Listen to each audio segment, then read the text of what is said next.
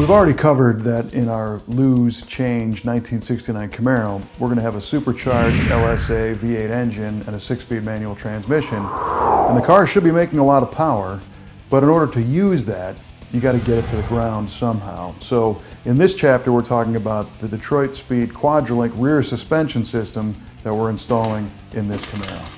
People ask us oftentimes, what's so bad about a stock 69 or 67 through 69 Camaro rear suspension?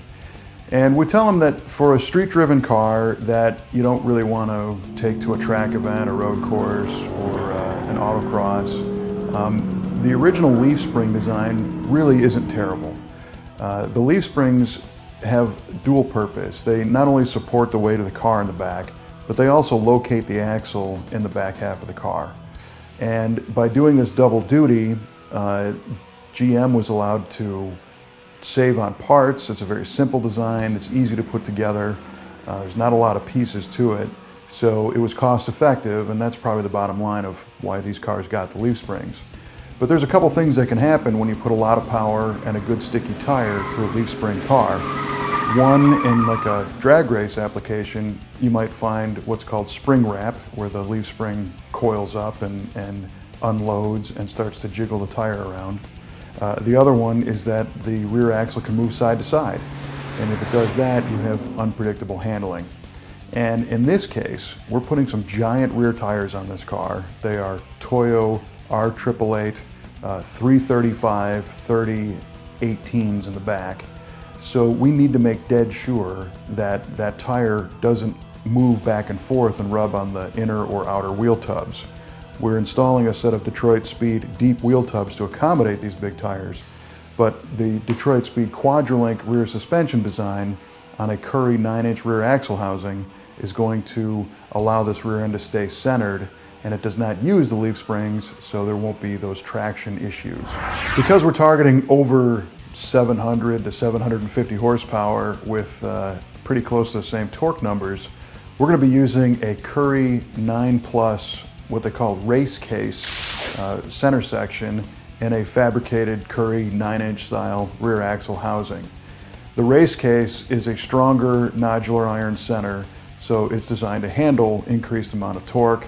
We're running a 370 gear in this one, and we're also running 31 spline axles and a Detroit True Track differential. And this will help us make sure that the rear end is up to the task when these big sticky tires plant, that nothing breaks. Now the QUADRALink gets its name because it uses 4 control arms to locate the rear axle underneath the car. There's 2 uppers and 2 lowers. And it also uses a panhard rod, which is a bar that goes from driver's side to passenger side horizontally, which keeps the rear end from moving left to right in the car. One of the innovations that the QUADRALink brings to the table is the swivel link. And this is an end link on those lower control arms and upper control arms that allows this rear axle to kind of pivot and articulate over bumps. And because we're going to have coilover springs, over-tuned shock absorbers, and a rear sway bar, the car's not going to have a lot of body roll, and it's going to be pretty stiff in the back, but it will be compliant enough to roll a little bit so that it stays planted firmly on the track. If it's too stiff, it can skitter off the track and end up in the rocks, and you don't want that. If it's too soft, you'll have body roll and you lose traction that way too. So they try to get a good balance, and that swivel link makes sure the rear end doesn't hang up as it's going through turns. There's 2 different aspects of the install when doing a QUADRALink setup. First of all, you have to modify the car's body to accept the control arms. The lower arms mount basically where the leaf springs used to mount, but the uppers mount in pockets that you install in the back floor. So in our case, we took some time to cut out the pockets. Detroit Speed provides a nice set of templates that make sure you get those in the right place. And then you plug and seam weld in these heavy gauge steel pockets that come with the kit, so that when you go to install all this, you have a place to bolt those upper rear control arms. And this box-shaped cross member becomes the mounting and attachment points for the coilover springs and shocks, and also for the panhard mount. On the rear axle side, you have to attach the brackets to your rear axle housing. To make this easier, we built a fixture We do a lot of these installs in-house, so it was beneficial for us to have a quick setup.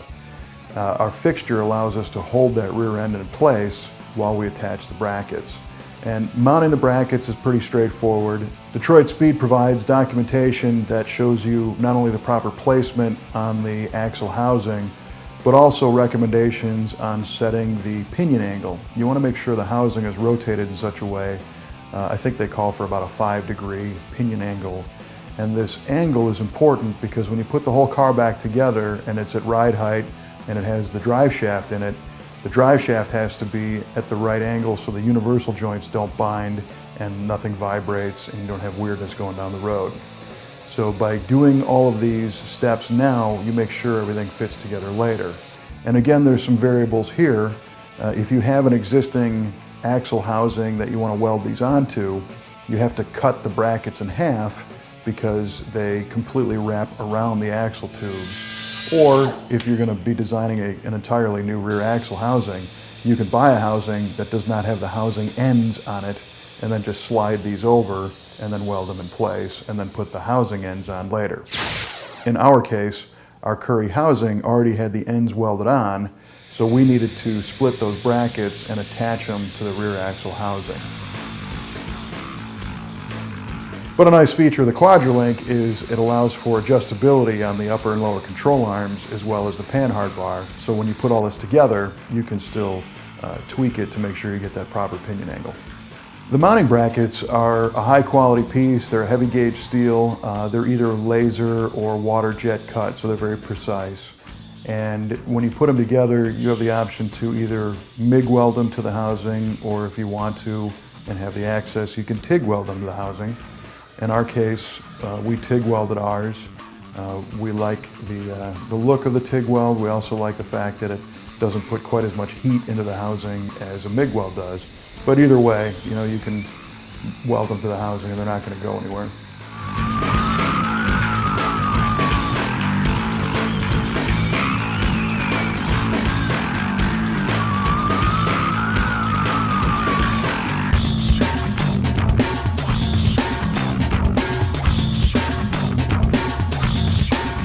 We attacked several steps kind of at the same time when it came to installing that cross member in the car. This car was getting a new trunk floor. It was also getting a deep tub kit from Detroit Speed. So there was a lot of cutting and fitting of the cross member to make it land in the right spot, and then that gets welded into the car. There's also some modifications that happen to the frame rails to narrow the frame rail to accommodate for the bigger tire with the deep tubs. But once all that is welded in place and in the right spot, you add the panhard bar mount, and then you bolt your coilover shocks to the rear axle housing, put it all in the car, make sure everything's in the right place, and then you can weld up the upper shock mounts to the cross member, and then you're just about finished. In this case, we still have the rest of the car to build, but if this was a running, driving car, we would simply put the control arms in place, bolt in the panhard bar, and then the rear sway bar has mounts that attach to the rear axle and then to the body, and you're going down the road. Once it's all assembled, you not only have the pinion angle adjustment to look after, but because of the coilover shock design, if you find that the rear spring rate is incorrect, either it's too stiff or too compliant or too soft, it's pretty easy to change those rear springs out because it's a coilover design. And you can even adjust your ride height a little bit in the rear. So the nice thing about the Detroit Speed stuff is it's all about adjustability. And of course, DSE races their parts over and over again every weekend all year long, so you know this stuff lives on the track.